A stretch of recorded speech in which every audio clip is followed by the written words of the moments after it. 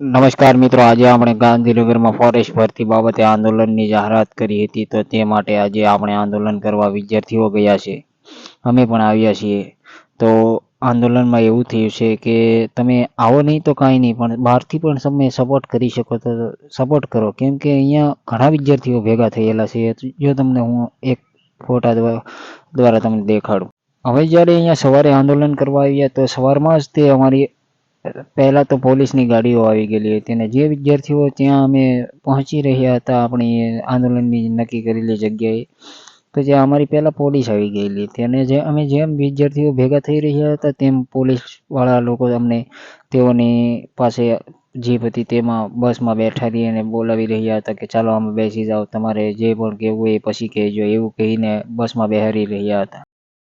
બધા લોકોને ખબર જ છે કે હસમુખ પટેલ સાહેબનું કોઈ પણ પ્રકારનું કંઈ આમાં છે નહીં, પણ તેઓને માથેથી જ પ્રેશર હતું તો તેઓ આખરે કંટાળી અને રાજીનામું આપી દીધું છે કે હું તો શું કરી શકું, મારી માથે કંઈ છે જ નહીં, એ માટે અમે સવારમાં જ્યારે પહોંચ્યા ત્યારે લગભગ 2000થી વધારે વિદ્યાર્થીઓ આવેલા હતા અને તેઓએ બધાએ અમારી સાથે બેસી અને સરખી રીતે આપણે શું રજૂઆત કરવી છે તેના બાબતે ચર્ચા કરી હતી અને ત્યારબાદ અમે લોકો ત્યાં બેઠા હતા અને નેતાની યુવરાજસિંહ ભાઈની વાટે અમે લોકો ત્યાં થોડી વાર બેઠા.